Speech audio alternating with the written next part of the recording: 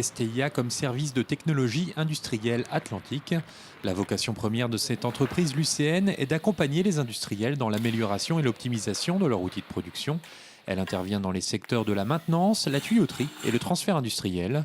La difficulté pour une jeune entreprise, dans un milieu où la concurrence est le plus souvent de grands groupes, est de se montrer crédible aux yeux des donneurs d'ordre. Pour cela, STIA a misé sur la méthode et la réactivité. La méthode va faire la crédibilité, la fiabilité de nos interventions aussi. Mais à un moment, il faut qu'on atteigne une certaine taille. Et cette taille, on pense qu'elle se situe entre 30 et 40 personnes, ce qui nous emmène sur un budget en chiffre d'affaires de l'ordre de 4 millions d'euros. Et à ce moment-là, on aura une entreprise plutôt stable, mais avec une certaine agilité, flexibilité. STIA a réalisé 2 millions d'euros de chiffre d'affaires sur sa deuxième année d'exercice.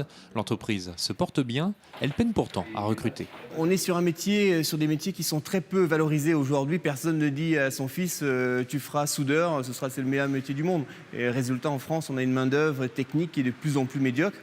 Et c'est compliqué pour trouver de la super main-d'œuvre. Donc nous, on va se servir de la main-d'œuvre intérim qui va nous permettre d'attirer, de sélectionner, d'encourager, de valoriser des techniciens. Et une fois qu'on est sûr d'avoir trouvé la perle, ces techniciens-là sont embauchés en CDI chez STIA. L'une des spécialités de STIA est le transfert industriel. Elle a par exemple réalisé celui de la SCAFLA, Société coopérative agricole et fruitière de Loire-Atlantique, dont les entrepôts avaient brûlé en avril 2013. Un déménagement de Carquefou à Ancenis qui fut un véritable coup de pouce pour l'entreprise. Ce sont les chambres froides qui ont brûlé. Les machines de production n'avaient pas brûlé. Et le client, la SCAFLA, a voulu également intégrer lors du transfert de nouvelles machines. Donc on a récupéré les anciennes machines et intégré les nouvelles dans le process actuel.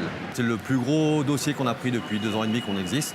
Ça nous a permis de grandir et puis de structurer les équipes également. En fait, on a des chefs d'équipe qu'on a fait grandir par ce dossier-là, je dirais. Et on sait maintenant qu'on peut s'accrocher à des dossiers aussi complexes que ça et qu'on aura la réussite des équipes.